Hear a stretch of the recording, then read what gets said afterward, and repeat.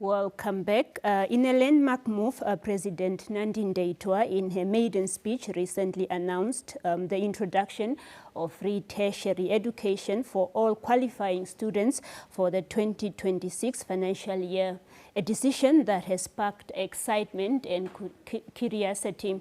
I'm joined by the Secretary for Tertiary Education at NANSO, Junias Haufiku, to elaborate on the institution's reaction to this groundbreaking announcement. Good evening and welcome to Daily Roundup. Good evening, Selima. Thank you for having me. All right, just to start off, how does NANSO assess the government's financial preparedness to sustain the implementation of free tertiary education in the long term, as it marked to cost about 5 billion per year? That's quite a huge number. Yeah, that's a huge number. First and foremost, we as NANSO would like to commend Her Excellency, Honorable Nandi-Ndaitwah, and the entire government of Namibia for announcing such a plan for the 2026 academic year.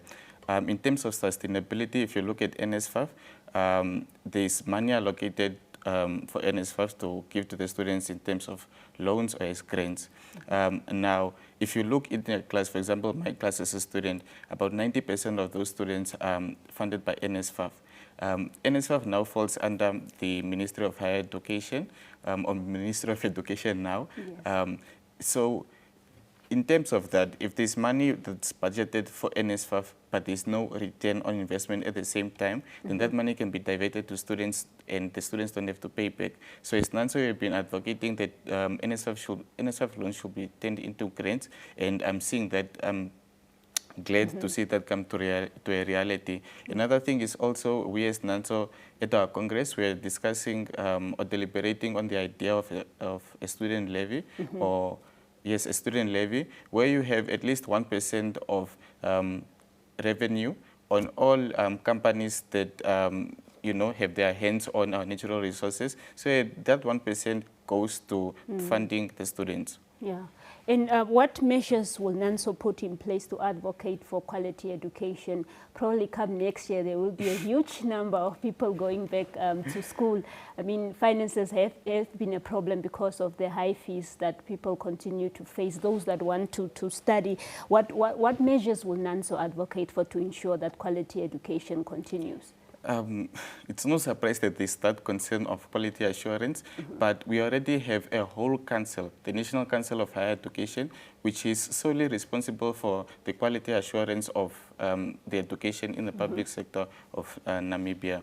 At universities, at our public universities, be it your NAST and UNAM, every year you have a panel which consists of external stakeholders, or international stakeholders rather, from other universities that come to campus, plus someone or a representative from the National Council of Higher Education to assist to assess the quality on campus.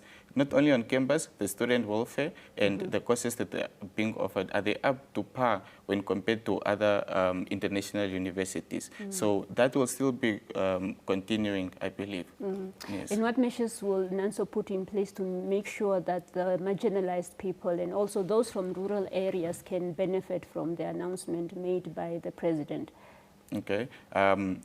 People from the rural areas and marginalized communities, before the announcement, these people still had the right to access the NSFAF loans, right? And I know that those people couldn't really come to university because of the registration fee. I, for one, if you look at a student that comes from a marginalized community, you are required to pay 4,500 at a specific university, which you don't have. It's January, first and foremost. You are supposed to have a computer.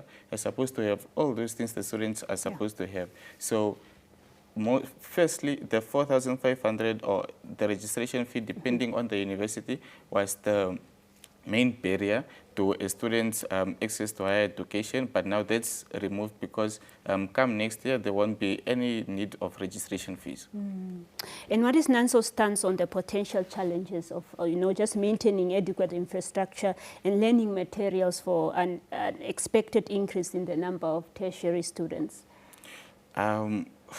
The concerns are job markets, really. If you have thousands or hundreds of thousands of students, or graduates to be specific, are certain job markets able to take in those graduates. The other thing is also universities right now, in as much as we are saying that most students have access to higher education, some universities have a limit on certain courses, and that's dependent on the job market also. So I think the challenge will lie around that. So we will probably have, some sectors that are saturated with graduates. Yes. And that perhaps needs to be monitored as well, in a sense. Yes, I agree with you. What engagement strategies will the organization with students and also just the public at large to ensure that they fully are informed about the implications, benefits, and also just eligibility as well? I think we'll dive more deeper into that when we have a concrete policy that's on black and white. As of now, I don't believe we have the implementation plan yet, or a policy written down yet for the public or for us to deliberate on. But there will definitely be something from the Namibia National Students Organization. Of course. And in light of overlapping commitments and just under the NDP 6 Vision 2030 and also Agenda 2063 and the SDGs, how will the ministry prioritize its interventions and allocate limited resources just to avoid spreading efforts to while also achieving meaningful results in the process? Meaningful results as in from the students? Yeah, from the students and also just, from the institutions. Like I said, I think that could also be linked to quality assurance, right, in terms of the products of the university that you get from there.